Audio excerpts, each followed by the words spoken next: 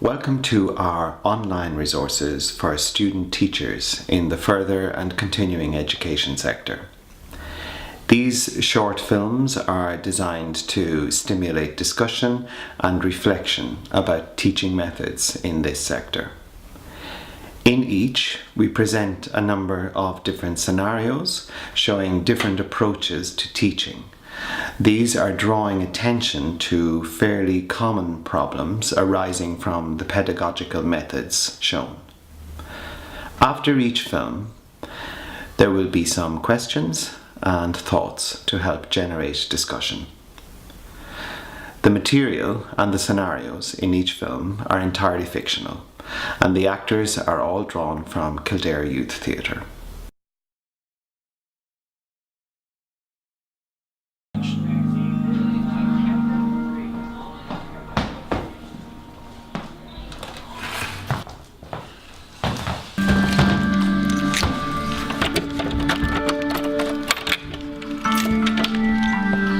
Okay guys, come on in. Come in. Hi Lauren, how are you? Sarah. Hello. Hello Rachel. Hi Noel. Rob. Sean, come on in. Graham, how are you? Shit music like this. Okay, I'll pass it off now. How are you? Okay. Sit down. Come on in. Turn off that music. It might be a little bit loud. We're going to be doing some group work. You can sit wherever you like. This, I know it's all a little bit different, isn't it? Yeah. No. Sit wherever you like. The desks have been moved all to one side. Okay. So we're going to do some group work, guys, today. So we're all going to sit in a circle, all nice and relaxed. Okay. And this is all part of your interculturalism module. Okay, you're all involved in that and you all have a module to do on it, okay? And part of interculturalism is different aspects of it would be like marginalisation of people, oppression of people, discrimination of people. So we're going to be looking at a few of those little areas today, all right? But in a group context, so we're all going to partake in it. Is that okay? All right, so we're all nice and relaxed. Okay, but in order for it to work, we've all to partake in it. Is that all right? Okay. Now, so the first thing I suppose we look at is actually oppression. Okay, the whole idea of oppression. And, you know, what's your opinion of oppression? Let's start there. What's your opinion of oppression?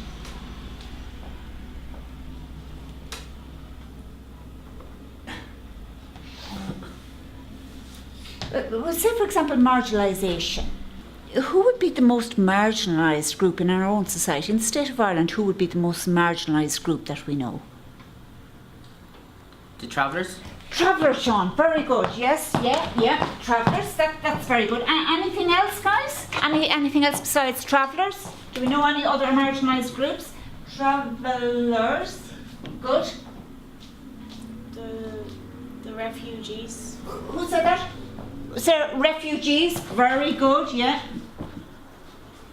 Anything else? Good. Yes, Alec, yeah. What's that smell?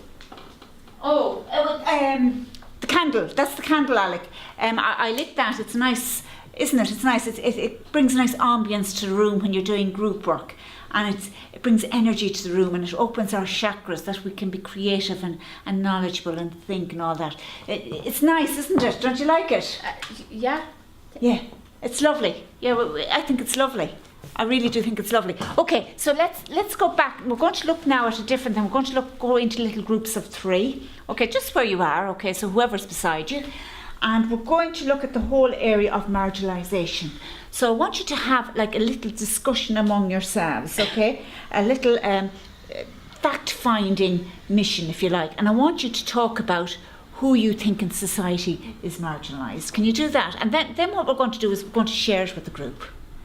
Okay, so just get into your groups there and just very quickly have a little discussion about that, about marginalisation in our own country.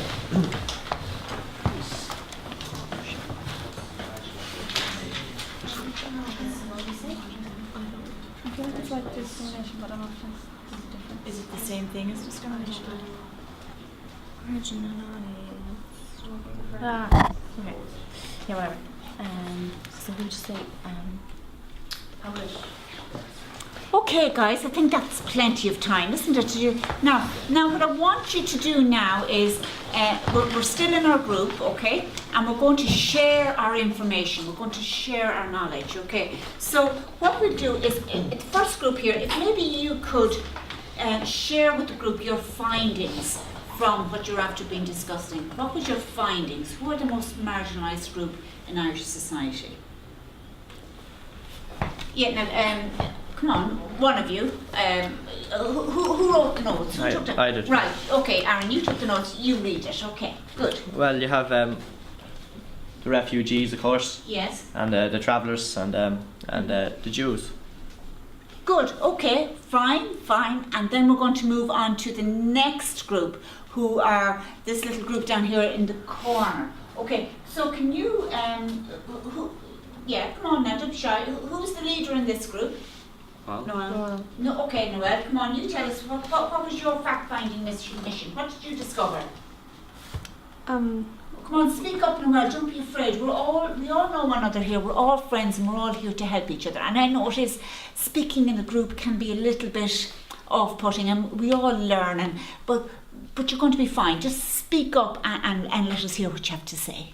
Well, we kind of found it difficult. We didn't know what the difference is between like marginalisation and oppression. Oh, marginalisation. I know, Noel. Marginalisation occurs when discrimination happens.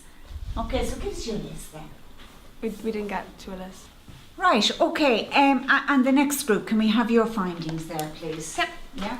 Okay, we had the blacks, the Polish, the working class, the gays, the Russians, the Chinese, well, the Asians, the Australians, the Kiwis, the Pakis, the Pakistanis, the Americans, the Brits, and then the travellers and the refugees. Oh yeah, and us. That's a very long list, Lauren. Very long list. Do you think that all of these people are oppressed? No.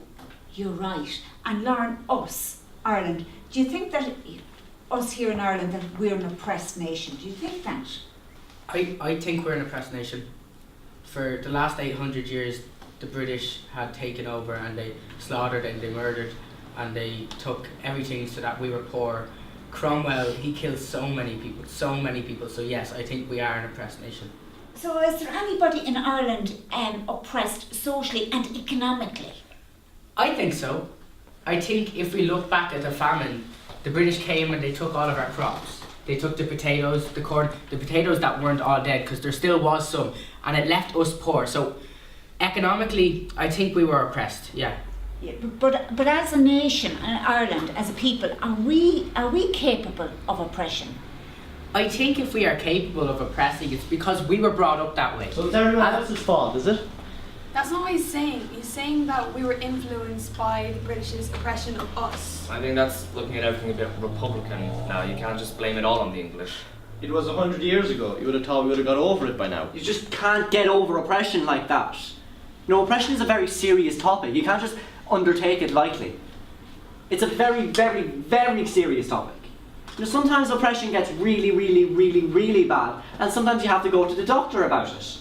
Sometimes if it gets that bad, you have to take medication for oppression. Graham, we're talking about oppression. Yeah, exactly. Right. Okay. So now what we're going to do is we're going to walk into our case studies. Okay, and this is done as a group, guys, but also individually. So what I'm going to do is I'm going to go around all of you in the group and just ask you individually to give me an example of what you consider to be oppression. So we'll start with you, Rob. Give me an example of somebody in Ireland being oppressed. Well, my daddy hires Polish people because he says they work for less than normal people. Yes. Aaron? Well, the British oppressed us for 800 years and we haven't quite got over that yet, aren't we? Okay, right, Lee. I have a black friend and he went for a job interview recently. He went up against all these Irish lads and he was definitely more qualified than the Irish lads. Okay. But one of the Irish lads got the job instead of him. Okay. Yeah, like, do you ever see white men driving taxis nowadays? No, like, it's all full of black No, I lads. think it's ridiculous. What? We have to dress a certain way for our interviews, but they can just go in with their headscarves and it's not a problem. The Like, Muslims. that's Yeah, not fair. like I think it's stupid like that they come like just into our country like wearing these like weird things where you can't see who it is, and like they should have to take that off. We don't wear them. Like you shouldn't wear it either. Like Exactly. it's just it's stupid. Oh, okay.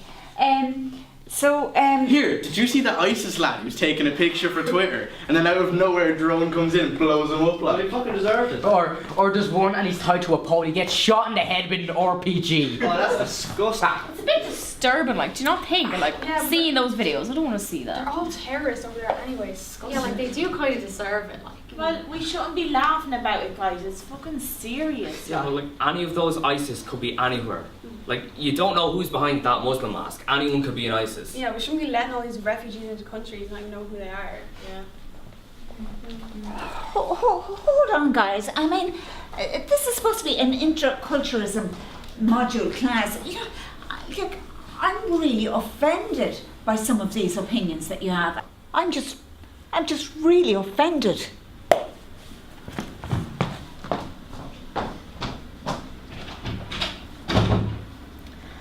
Jesus lads, she must be an ISIS herself if she got that offended. It's not funny, it's really serious. Rob, why did you start with the drone? Yeah, Rob. You started with Irish history. I didn't start anything, Rob. You history. Yeah, you brought all the beat. You started with the whole blowing up. Okay, that would have come to me. What are you bringing history into it for? Should we go and apologise? Ridiculous. It's not our fault for doing it because we're the ones that started making race comments.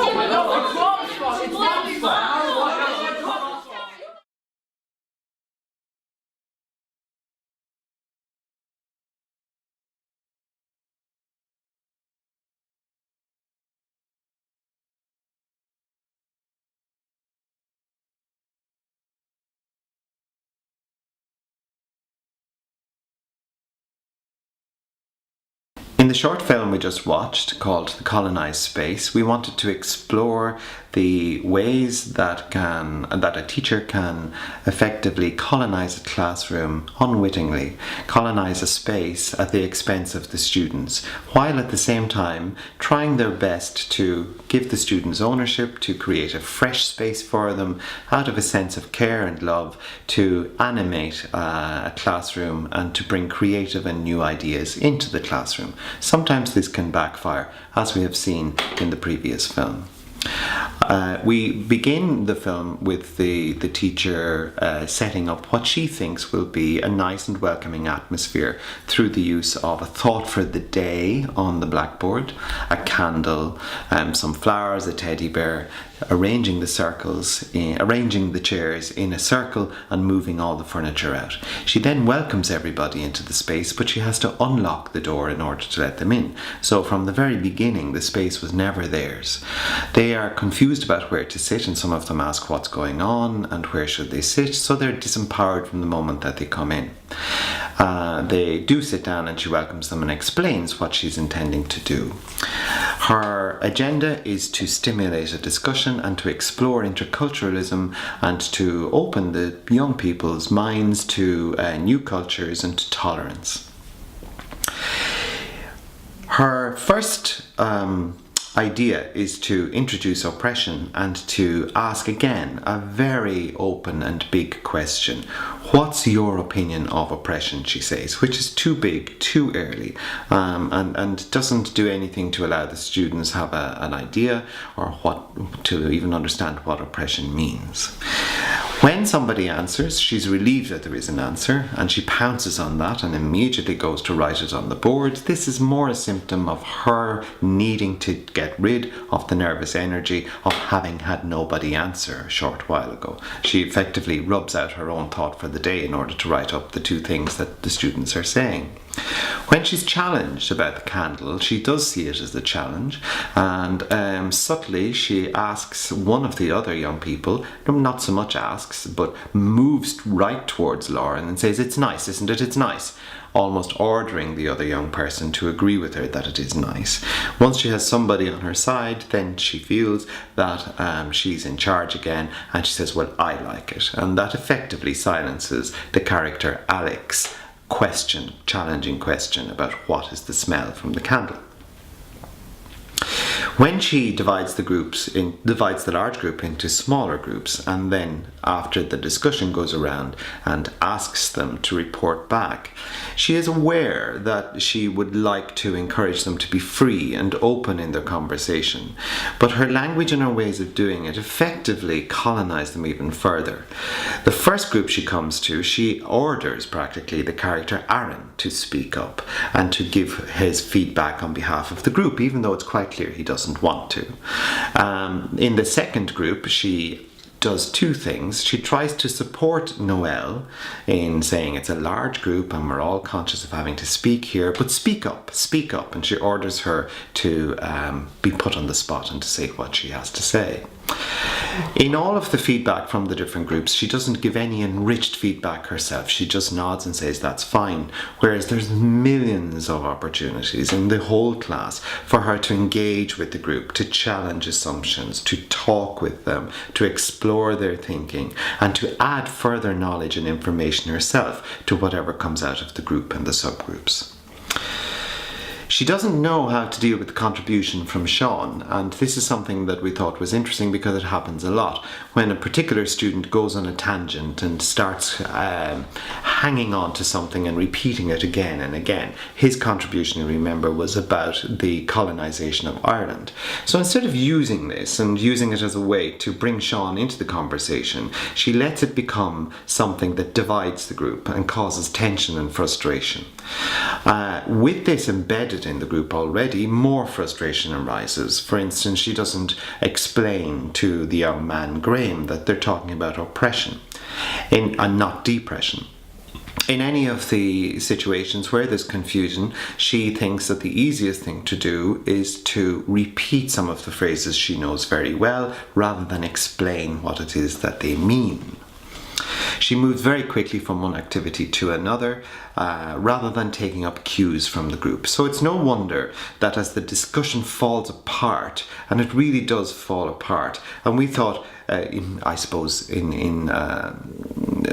a slightly comic way, that the group would itself be the most intolerant group by the end of it, expressing opinions and viewpoints that were quite aggressive, really, in this situation. But it's something that I have seen and that we have seen before, that unless the discussion is well managed, the exact intentions of the facilitator can backfire and the opposite can arise. So at the end we have this group where they're blaming one another, they're fighting with one another, they're the least tolerant group that we have seen. She's overwhelmed by this group. Of course she blames them. She thinks that it's nothing, that they're not ready for it, that they're closed and narrow-minded, and doesn't see the subtle steps and stages that she put into place which effectively colonized this group and left them with no place to vent their anger except on each other.